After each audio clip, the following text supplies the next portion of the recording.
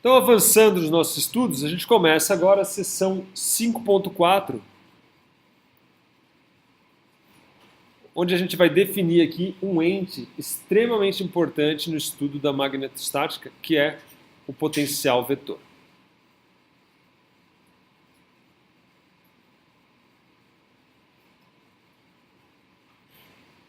Então, o que vem a ser esse potencial vetor? Então, 5.4.1.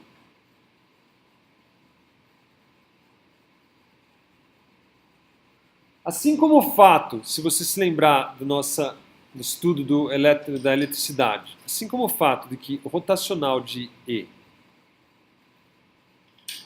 igual a zero nos permitia introduzir um potencial elétrico escalar de tal maneira que o E era igual a menos o divergente desse potencial, o fato do divergente de B ser igual a zero nos convida, né, a introduzir o potencial vetor magnetostático, de forma que o B pode ser sempre escrito como um rotacional de um vetor. No caso, um vetor A, que nós chamamos de potencial vetor. Certo? Por que isso pode ser escrito assim? Se você se lembrar, por que a gente poderia escrever o E como sendo o gradiente de um escalar? Isso acontece porque o rotacional de um gradiente é sempre, seja qual for o seu escalar, o rotacional do gradiente de um escalar é sempre zero, certo? Ou seja, nós temos a liberdade aí de definir o nosso campo como sendo o gradiente de um escalar. Da mesma maneira, o divergente de um rotacional de qualquer vetor é sempre zero, o que nos faz, então, definir o campo magnético como o rotacional de um vetor. Está claro? Muito bem. Note, no entanto, que assim como nós podemos adicionar a V qualquer função escalar, se você se lembrar, você pode pegar e trocar o V por um V' mais epsilon. Tá certo? Ou trocar o V, na verdade, o mais correto seria dizer trocar o V por um V', que é igual a um V mais epsilon. Tá certo? Um xi aqui. Por quê? Você pode fazer isso, né? Porque o gradiente de qualquer escalar é zero, tá certo? Então, você sempre pode definir o seu V' como um V mais um xi. Então, você tem uma certa liberdade no seu potencial. De maneira análoga, você também pode adicionar aí ao gradiente uma certa quantidade física, de forma que nós não alteramos a quantidade física B, né, que é o que nós conseguimos mensurar. Então, da mesma maneira que nós conseguimos alterar o nosso potencial aqui escalar, você também pode alterar aí a quantidade do potencial vetor sem alterar o B. Tá certo? Como é que você faz isso? Que transformação é essa? Então vamos começar analisando o nosso campo elétrico primeiro. Como a gente já viu, né, o E é igual ao gradiente de V. Tá certo? Mas falando, não, o V não me agrada. Eu vou trocar o V por um V', que é igual a um V mais uma certa constante aí de si. Sem problema. Se você fizer essa transformação aqui, o seu E vai ser agora, no caso é menos, né? A gente põe o menos aqui simplesmente por uma convenção. Então o E vai ser menos o gradiente de V', que substituindo vai ser menos o gradiente de V mais um xi, onde esse xi é um escalar, certo? Que por sua vez, o gradiente do escalar é sempre zero, né? Derivada de um escalar, de uma constante aqui, é zero, certo? Uma constante escalar. Então isso aqui dá um menos o gradiente de V. Então você tem essa liberdade aqui para alterar o seu potencial escalar. O B, por sua vez, ele é escrito como rotacional de A.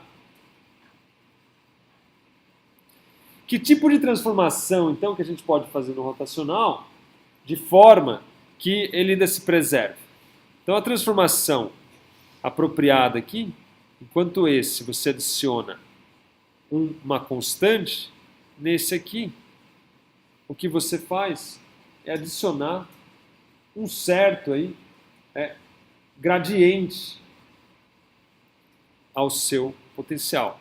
Então você pode trocar ele por uma linha, que é igual a um A, mais o quê? Um gradiente de uma certa função. Gradiente do quê? De uma função qualquer. Estou trocando meu A por um outro A', que é o A mais um certo gradiente. Por que que isso não altera em nada?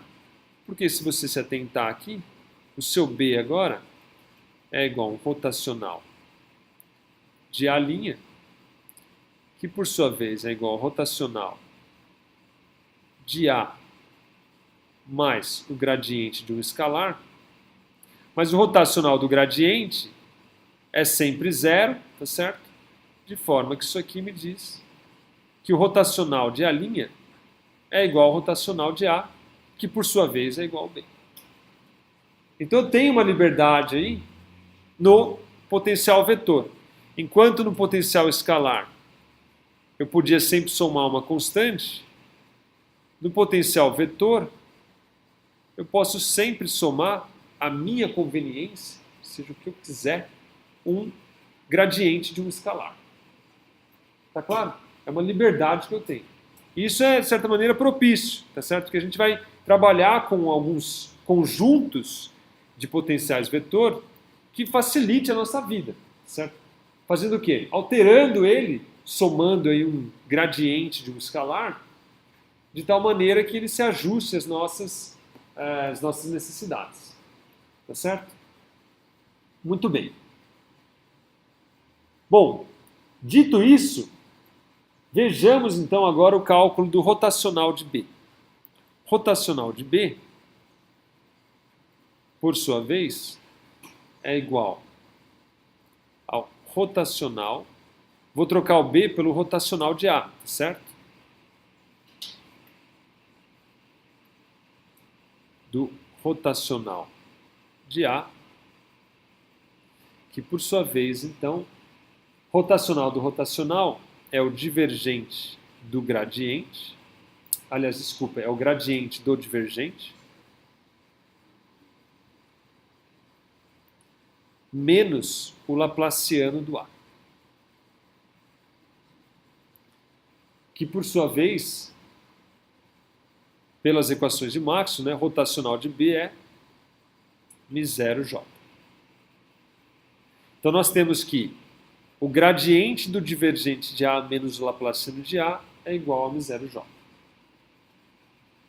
O que a gente vai fazer agora é utilizar a liberdade de escolha que a gente tem aqui no A, tá certo? Para que a gente elimine o divergente de A. Ou seja, o que eu vou mostrar para vocês é que a gente sempre pode escolher um A apropriado, tá certo? De tal maneira que o divergente de A é igual a zero. Tá claro? Ah, não, mas eu pus um A lá cujo rotacional dá o B e o divergente não é zero. Tudo bem, vamos fazer uma transformação nele, somando o gradiente de um escalar, de tal maneira que a gente ajuste ele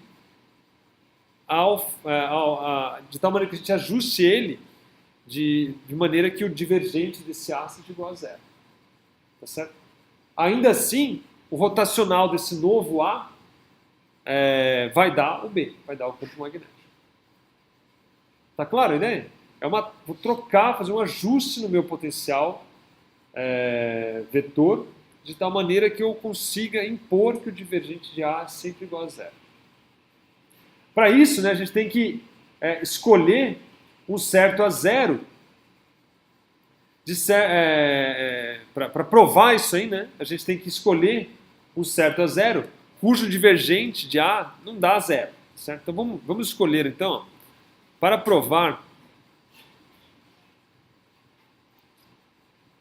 que tal transformação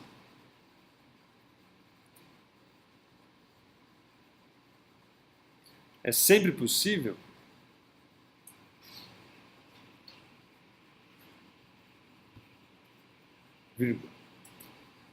vamos escolher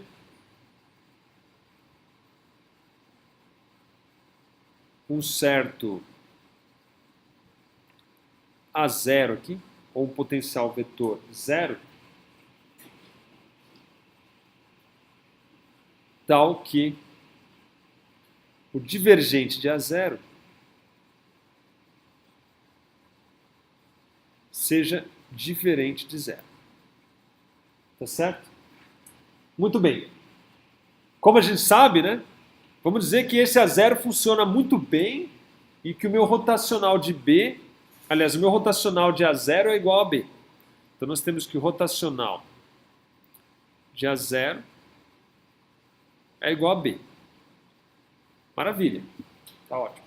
Mas agora eu vou então, sem perda do significado de B, alterar o meu A, tá certo? O meu A zero. Eu posso trocar o meu A zero por um A, que é A zero, mais o gradiente de F. Tá certo? Sem perda de unidade. Se eu pegar o rotacional de A, ainda assim vai dar B. Tá claro? Vai dar B, né? Por quê? Porque o rotacional de A aqui é igual ao rotacional de A zero mais o rotacional do gradiente, mas o rotacional do gradiente é zero. Então o rotacional de A é igual ao rotacional de A zero, que por sua vez é igual a B. A grande pergunta é quem é F, de tal maneira que eu consiga escrever esse cara assim agora. Muito bem.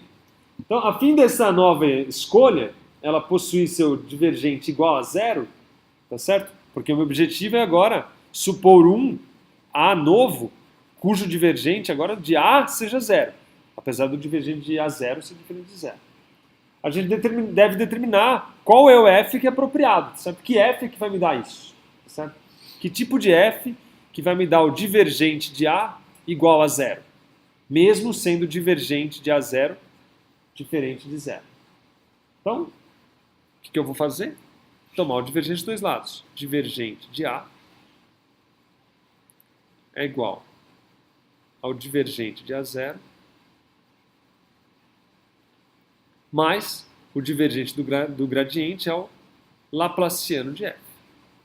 Tá certo? E eu quero impor que o divergente de A seja igual a zero. Tá certo?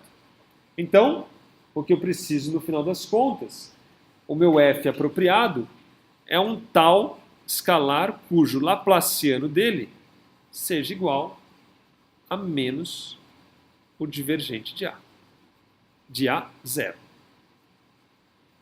Tá claro? Esse é o F apropriado que eu devo substituir aqui, acrescentar aqui no meu A zero, para que eu tenha um novo A que não altera o significado de B e mesmo assim faça agora com que o divergente de A seja igual a zero.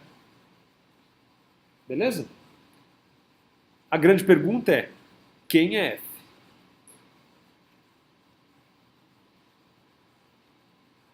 E é isso que a gente vai resolver. Mas no fundo a gente já resolveu essa equação aqui, ó, no passado. Vamos olhar novamente para a eletrostática. A gente tinha ó, que E era igual ao menos o divergente de V. Tá certo? Mas a gente tem então que o divergente de E é igual ao quê? O menos laplaciano de V, que por sua vez é o quê? Rho sobre ε0. Tá certo? Nossa equação de Maxwell aqui. Isso aqui implica que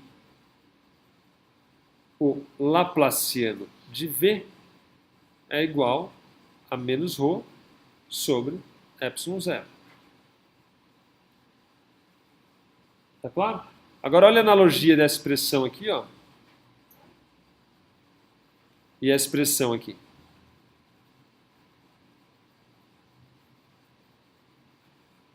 Certo?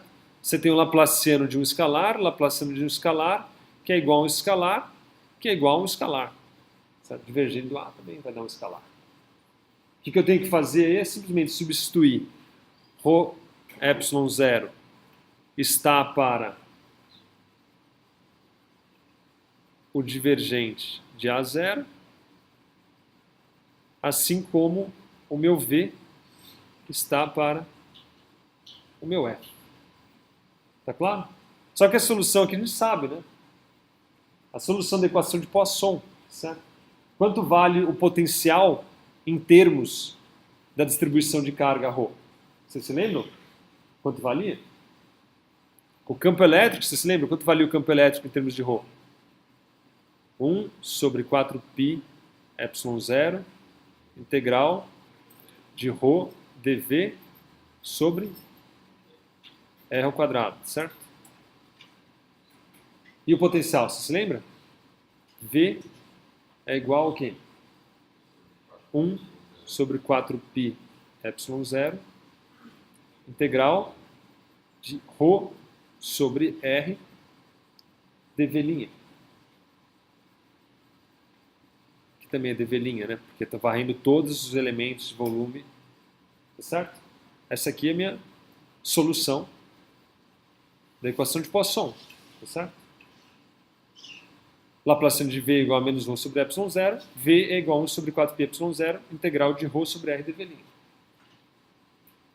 Por essa analogia aqui e essa equação aqui, quem que é meu F? Simplesmente vou fazer as trocas, tá certo? O meu V está para F, então o meu F é igual a 1 sobre 4π. O meu ρ sobre ε0, vou trocar pelo quê? Pelo divergente de A0.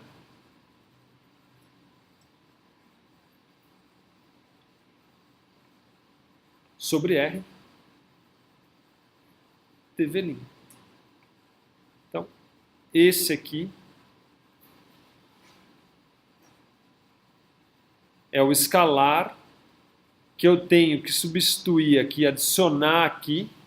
É o escalar cujo gradiente eu tenho que adicionar ao A0 de tal maneira que eu faça com que o divergente do meu novo A seja zero. Tá claro? Eu não estou falando que é simples calcular esse F, mas eu estou falando para vocês que existe um F. Então eu sempre posso pegar e trabalhar com potenciais vetores cujo divergente seja igual a zero. Se não for, eu faço a conta toda aqui, faço essa substituição aqui, calculo o novo A, que o divergente dele vai dar zero. Pronto. E o rotacional desse novo A é igual ao rotacional do outro antigo A, que vai dar o mesmo B. Então tá tudo certo, não preciso me preocupar com isso. Tá claro? Ou seja, é sempre possível fazer ou escolher um potencial vetor cujo divergente seja igual a zero. Sempre possível.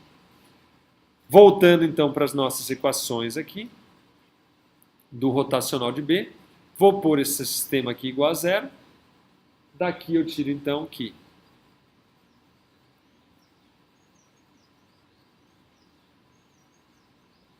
obtemos que o rotacional de B, que por sua vez é m0j, pode ser escrito como sendo menos o Laplaciano de A. Tá certo? Ou seja,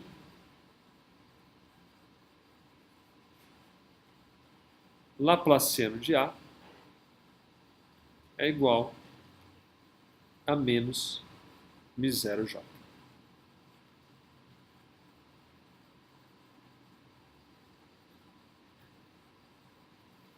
Maravilha?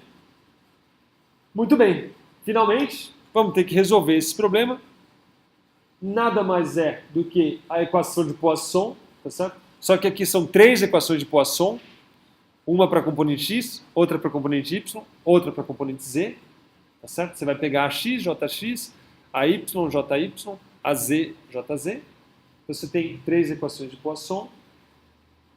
E se atentando ou assumindo que j vale 0 no infinito, que é o mesmo que a gente fez para escrever essa equação aqui, a distribuição de carga vale 0 no infinito, a gente tira pela solução da equação de Poisson que A de R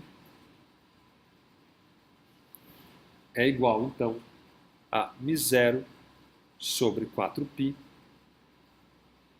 integral de J de R' sobre R dV'.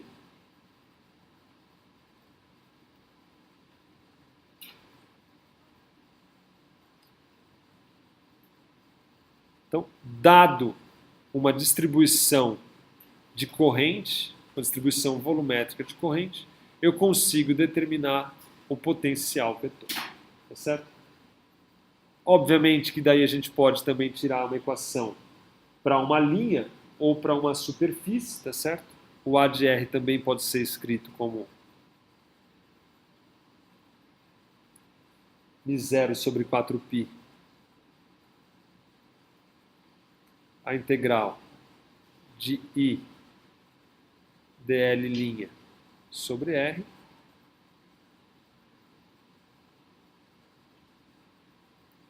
ou, no caso de uma superfície, distribuição superficial de carga, A de R é igual a μ0 sobre 4π a integral de K sobre R dA'.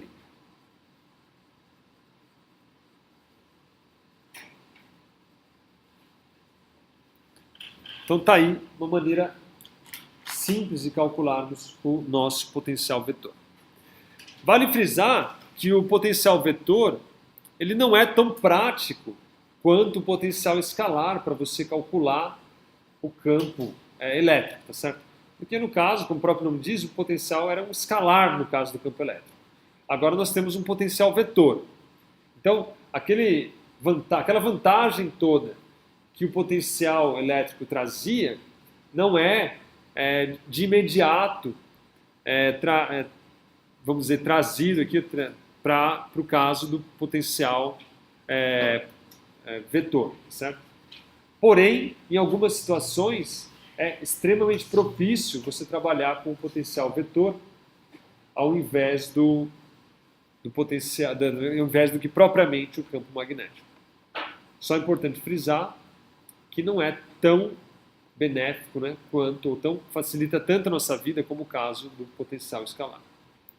A outra observação é que aqui também nós estamos falando de densidades de correntes que no infinito tende a zero, tá certo? Então essa solução aqui, essa, são válidas para quando nós temos densidades de correntes confinadas num certo espaço. Para planos infinitos, fios infinitos, essas equações você não pode usar de maneira direta, certo? Não vale. A solução é para quando o J tende a zero no infinito, que era análogo ao caso das potenciais aqui, tá certo? Esse potencial vale isso quando o potencial no infinito era zero, certo? A gente supunha lá, lembra? Lá no potencial no infinito era zero. Isso só pode supor se você não tiver carga no infinito. Se você tiver carga no infinito, você não pode fazer isso e as equações não são exatamente essas. Da mesma maneira que no caso do potencial vetor.